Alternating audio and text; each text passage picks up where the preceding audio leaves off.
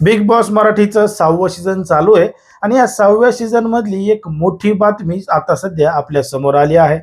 कारण की big boss मराठीच्या नॉमिनेशनचा टास्क पार पडलेला आहे आणि नॉमिनेट झालेल्या सदस्यांपैकी भाऊच्या धक्क्यावर घराबाहेर कोण जाणार आहे असा प्रश्न सुद्धा अनेकांना पडलेला आहे. पण मात्र एक आतली बातमी बाहेर आलेली आहे आणि या भाऊच्या धक्क्यावर रविवारी एक सदस्य घराबाहेर जाणार आहे आणि त्या सदस्याचं नाव आहे ते म्हणजे सचिन कुमावत. सचिन कुमावत हे घराबाहेर जाणार आहेत अशी आतली बातमी बाहेर आलेली आहे.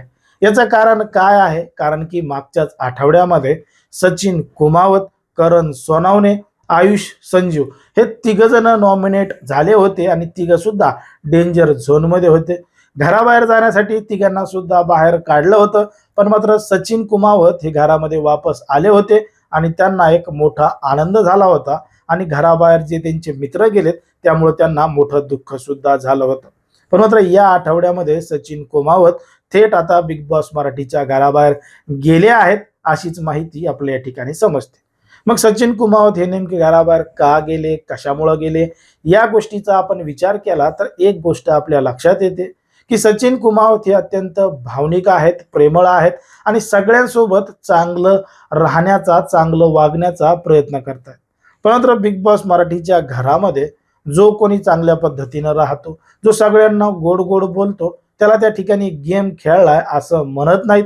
त्या ठिकाणी भांडण करावं लागतं, तांटा करावं लागतं, वेगवेगळे प्रश्न उपस्थित करावं लागतात आणि जो त्या ठिकाणी टास्क आहे तो टास्क चांगल्या पद्धतीनं खेळावा लागतो आणि स्वतःचं मत ठामपणानं, खंबीरपणानं त्या ठिकाणी मांडावं लागतं. त्याला बिग बॉसचा खेळ खेळला असं म्हणतात.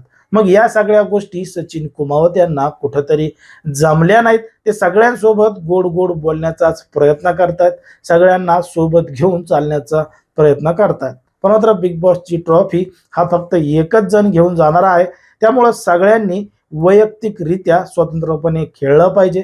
त्या ठिकाणी बनवलेलं जे नातं आहे ते टिकवलं पाहिजे, पण मात्र ते खेळत असताना त्या नात्याचा सुद्धा विसर पडला पाहिजे असं देखील आपल्या बिग बॉसच्या घरामध्ये दिसतं.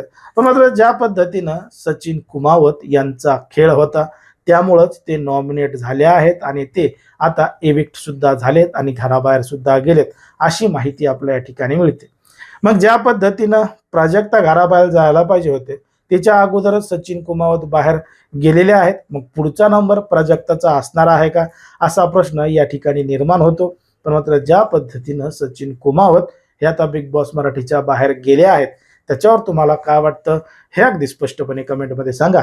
आणि अशाच पद्धतीचे नवनवीन व्हिडिओ पाहण्यासाठी आपल्या चॅनलला लगेच सबस्क्राईब करायला सुद्धा विसरू नका.